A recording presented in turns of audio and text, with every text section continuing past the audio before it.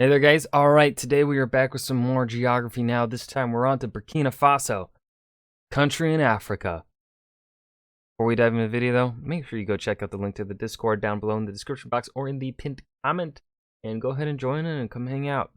Now, just dive right into Burkina Faso. Hey Geography peeps, so we're back in Africa and you came just at the right time because as of the upload of this video, Burkina Faso is going through a huge transition and find out why in about 3, 2, 1.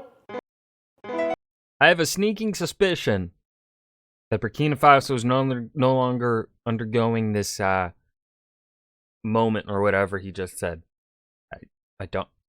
Judging by when I'm watching this and how many years after this upload has been. It's time to learn geography. Hey everybody, I'm your host Barbie. So Burkina Faso is one of those African countries you've probably heard of that has a lot of drama going on. However, there's a whole world of underlying fascination and culture awaiting for you once you observe things a little closer. That being said, let's dissect the flag. Yay! Flag! Flag time. Ooh. The flag has two equally sized Nice and simple.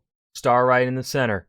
horizontal I like it. bands of red and green with a yellow star resting in the middle. These colors are the Pan-African colors to symbolize the breaking away and unity of post-colonial nations in Africa. Adopted in 1984, the red symbolizes the revolution, even though the guy leading that revolution would eventually get assassinated by another guy leading another revolution. Oh. And the green represents the abundance of agricultural and natural resources, which I'm not trying to be offensive, Burkina Faso, but that's kind of not really true, but if you say so. And finally, the yellow star represents the guiding light of the revolution. All right, that's pretty much it. Moving on. Lots of revolution. I dig it. Okay, first of all, Burkina Faso is arguably the country with the world's most interesting sounding names. I mean, you have places like Borum Borum, like a car, and then you have places like Gorom Gorom, like a Swedish car. Gorom, I don't know. There's a place called Rambo and Bobo Dioulasso. A lot of these names come from tribal words, and the cool thing is that Burkina Faso is actually really good at intermixing its ethnic influences pretty well. In fact, the name Burkina Faso comes from the Moore word Burkina, meaning honorable people, and Faso, which is the Dioula word, meaning fatherland. The usage of different languages in the name symbolizes the unity between the many ethnic groups. It would kind of be like if Canada called itself La Pays Parlementaire Fédérale, Nation of Canada. Oh, même pas un rêve, il neigera en enfer avant que cela arrive. Sorry, we're getting ahead of ourselves, and we haven't even shown that Earth zoom-in motion graphic thing that we always show. Can we do that now? Ah, great, here we go. Okay, Burkina Faso is landlocked, located in West Africa, surrounded by 6 other countries, and is divided into 13 administrative regions, each with its own governor. The capital is, get this, the name of the capital is Ouagadougou. I just No can't. way. That is just, I love, it sounds like a dance move. Okay,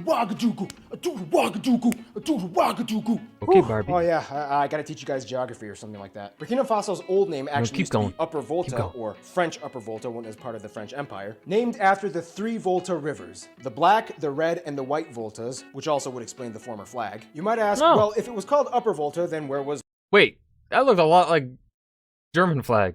Lower Volta? Was it Ghana? Imperial To be frank, no, there never really was in Lower Volta. However, all 3 Volta rivers do kind of drain into Lake Volta in Ghana, so I guess in an unofficial sense, Ghana is kind of like the Lower Volta. When it was under the French Empire, Burkina Faso was kind of utilized as like a bridge nation and wasn't really exploited much for its natural resources. The country was pretty much targeted solely for the purpose of giving direct access from the coastal colonies to the desert holdings like Mali and Niger. Yes, people, that's how you pronounce it. Niger, not Niger, not Niger, and definitely not that offensive word that I know you're all thinking about and getting all 13-year-old Japanese schoolgirl giggly about, Bob Saget. It's pronounced Niger. Oh, I'm watching this after Bob Saget's death. And I know he has a lot of references to Bob Saget. This is gonna be, this series is gonna take a sad turn. It's gonna be sad now. Bob Saget's gone. I'm gonna still pronounce it Niger. I don't care. Yeah. It's kind of weird because 19 provinces in Burkina Faso have like this weird fusion contiguous territory agreement with Mali and Niger under this thing called the Liptako Gourma Authority, which basically administers the resources and power cooperations between the peoples of the entire region of all 3 countries. It's kind of like, we're all from 3 different countries, but let's pretend like that doesn't really matter in this one specific region. Deal? Deal. Otherwise, Burkina Faso has quite a few noticeable places that have their own cultural flair. Typically, towns will have their own contrasting architectural style based off of the tribes that are predominantly inhabiting that area, like the thick red clay houses of Kumi, the elaborately embellished pattern houses of Tiabele, the spiky mud mosque of Bobo Dioulasso. Oh, I've seen those. Those are famous. So otherwise, Ouagadougou has its own taste in modern buildings. Yo, what the hold the fuck? Hold on. Yo, that's a pretty fucking cool building. I like that. That's damn. I like that look. Yeah. Maybe because there's no other like skyline behind it to contrast it, but like standing on its own kind of looks pretty fucking cool, dude. Buildings and offices, but with a dry red clay African ambiance that gives its distinct cultural character. Want to know another thing that gives Burkina Faso its character? Burkina Faso's landscape plays a huge role in how people live and engage with each other on a daily basis. First of all, as a landlocked country, Burkina Faso obviously has no access to the sea, so instead relies on its system of rivers and lakes for irrigation. Remember how we talked about the Sahel in the Benin video? Well, the northern part of Burkina Faso is kind of like entirely in it. This means that the northern region of Burkina Faso, appropriately named the Sahel region, is the driest part in the entire country and has a desert-like atmosphere. The further south you go, the greener and wetter it gets until you are literally in humid forest zones. In general though, one thing that you can kind of expect in Burkina Faso is a lot of red dirt. The soil in many parts has a noticeably dusty red hue that kind of gives the entire country a rustic African appeal. Unfortunately, as a whole, Burkina Faso doesn't really have many internal natural resources, there's no oil, and many of the cash crops aren't really extensively grown. Despite the fragile soil conditions, about 80% of the population lives on subsistence agriculture. In fact, despite plagues of locusts, desertification, and drought, about 3/4 of the people still live in the countryside and prefer agricultural lifestyles. It's just a thing they do. 3/4 of a country's population still works. Well, okay, that is unique.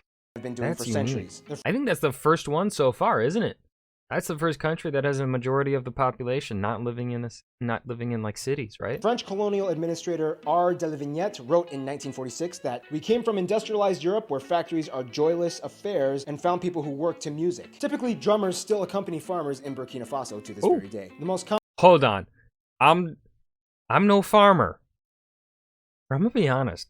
If I were jamming out to some fucking, like I had some dude hyping me up with some fucking drums while farming, I'd get that whole field tilled, seeds planted in a day. Jamming out to some dude hyping me up with some fucking drums? Dope. Common crops distributed domestically and internationally are peanuts, millet, sorghum. However, the economy is heavily centralized around cotton and gold. Burkinabe cotton is some of the cheapest cotton you can buy on the market right now and comes in very good quality. Gold found in various mines scattered throughout the country respectively make up an almost equal share of an export sector, and together collectively gold and cotton alone make up about 70% of all exports. Nonetheless, Burkina Faso still has a few impressive geological tricks up its sleeve. One of the most recognizable natural landmarks of this country would be the Sindu Peaks near Banafora. These curiously eroded rock formations dispersed among the terrain give a wonderful visual experience, almost on par with the Hunan province rock pillars in China. But adjacent to the falls is another strangely eroded rock formation with stone ledges carved in an almost ovular fashion. Now, Burkina Faso's land may be on the brink of surviving, but the people sure know how to look good in the process. Okay, just in case if you didn't get it from the beginning, the people of Burkina Faso are called Burkinabes. Got it? Good. Burkina Faso has about 17.5 million people. The ethnic majority at about half of the entire population identify as Mossi from the Mossi tribe. About 10% are Fulani, Lobis, Mandes, and Bobos. Each make up about 7% of the population each, and the rest of the population is comprised of about 60 different tribes and people groups. Faith-wise, somewhere around 60% of the country follows Malakite Sunni Islam, heavily influenced on the doctrines of Sufism, whereas about 30% of the country identifies as Christian. The remainder typically follows some form of animism and traditional beliefs. The country's official language is French, however there are 3 regional languages that exist. More, mostly spoken by the Mossi, Mandinka, mostly spoken in the west by the Bobo, and Bambara, mostly spoken in the north close to Mali. Although Fulfulde, the language of the Fulani, is also widely spoken, it doesn't really encompass any specific region as they're kind of widely spread out throughout the country, so they don't really get a regional recognition. Now here's the thing, Burkina Faso is a pretty low income country. Most of the people live off of $1 a day. today, and the country depends heavily off of aid from the IMF and World Bank. It's also one of the countries with the highest birth rates, as women typically on average have about 6 children each, which in return has exploded the population almost fivefold in the past half century. Now, in order to understand Burkina Faso, you have to kind of understand what has happened to it and what is happening to it today. In the shortest condensed way I can put this, shortly after the French left and they gained independence in 1960, the country got a president who was later usurped by a revolution led by Thomas Sankara, who acted on Marxist ideologies, often referred to as the Che Guevara of Africa. Sankara was— Oh, I think I've heard of him before. The moment he said Che Guevara of Africa, something clicked, and he sounds familiar. Can't fucking put my finger on then it. assassinated by another guy named Blaise Compaoré. Eventually, he was taken over by the storming of the parliament by youth revolts. Compaoré resigned and fled the country, and the ruins of parliament are now a tourist attraction. After 2 weeks of intense negotiations with political and military leaders, the country elected retired diplomat Michel Kafando to act as an interim president until November 2015, when elections will determine a new leader. So as we speak right now, Burkina Faso is in a state of legislative limbo. I remember hearing about this shit in the news somewhat, very briefly, because obviously, you know, it's a somewhat small African country, and I also didn't pay much attention to the news when I was in high school. Whoa, I don't know why I had to yawn so much right there. But I do remember hearing a little bit about this. Very, very brief. In a few months, we'll find out what Burkina Faso will decide and what direction they'll head into. As we mentioned before, there are many tribes in Burkina Faso. However, the largest one, the Mossi tribe, has historically been the predominant ethnic group in the region. Mossis, like other tribes found in the region, have a heavily equestrian culture, as they are sometimes referred to as the cowboys of Africa, which may explain the huge profusion of horse race betting shops found in the country. French horse races are broadcasted live, and Burkinabes love betting on them. This gave them a huge advantage over their southern neighbors, as they were even able to effectively fight off the Atlantic slave traders very well in the early 16th century, and remained intact for over 400 years until finally the kingdom was taken over by the French at the end of the 19th century. The cool thing is, according to Mossi tradition, the highest position in Mossi society is the emperor. The emperor, referred to as the Mogol Naba, and the current one being Zomwogbo. He is recognized as an authoritative figure and holds substantial power and influence in the country to this day. These days, rugby is actually a little more— Wait, like, would it be like the kind of political influence and power that the Queen of England has, where it's kind of like legally she doesn't really have, or she isn't supposed to use her power, but like when she says stuff, she kind of gives her way, kind of vibe?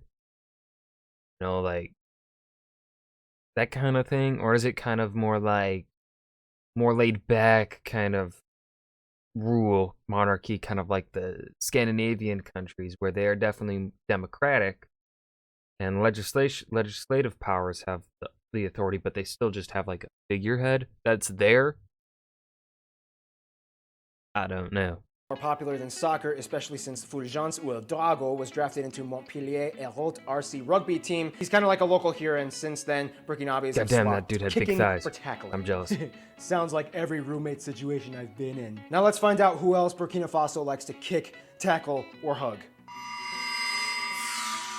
When it comes to friends, Burkina Faso is kind of like, nous ne sommes pas nécessairement amis, juste simplement parce que nous parlons français. That being said, Burkina Faso does kind of get along with, or at least tolerates, all of their immediate neighbors and have multilateral agreements, but they aren't exactly yippee-skippy about all of them either. Historically, they have had kind of a lot of conflicts with almost every single one of them. Nonetheless, it's kind of interesting because Burkina Faso does have kind of okay relations with the EU, even though former President Compaoré has been heavily criticized over the decades, and yet chooses to acknowledge underdog areas like Kosovo and Taiwan, effectively cutting off ties with the People's Republic of China and Serbia. Libya is a huge ally. Both Sankara and Compaoré were both close friends of Gaddafi, and eventually both countries became founding members of the Community of Sahel-Sahara States, an organization that aims to establish free trade in the area. Interestingly enough, Algeria is actually not part of that club, and it all had to do with some kind of political dispute, yada yada yada. When it comes to their best friends, however, more or less they might begrudgingly say the Ivory Coast and Ghana. Even though they've had some drama with the Ivory Coast during the recent civil war, as they were accused of supporting rebel fighters, they still remain the largest trade partners and were at one point the same country under French rule. Ghana has established numerous ties with Burkina Faso, and today they have regular high-level consultations and cooperation commissions, and they even share joint military exercises with each other to encourage diplomacy. In conclusion, Burkina Faso is a land ridden with kings, cowboys, and cotton and conflict,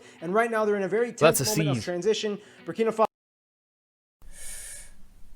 And that's kind of where the camera ran out of memory space. Oh. Sorry. Burundi is coming up next. That was Geography Now, Burkina Faso. I think that was a pretty well-paced video. That was enjoyable. He was able to dive much deeper into Burkina Faso than I thought he would. At least it felt like Burkina Faso got a deeper dive in some aspects than previous countries gotten. So that was interesting. And I quite enjoyed it. I hope you guys did too. Remember to hit that like button and subscribe for more. And I will see you guys in the next video. Peace.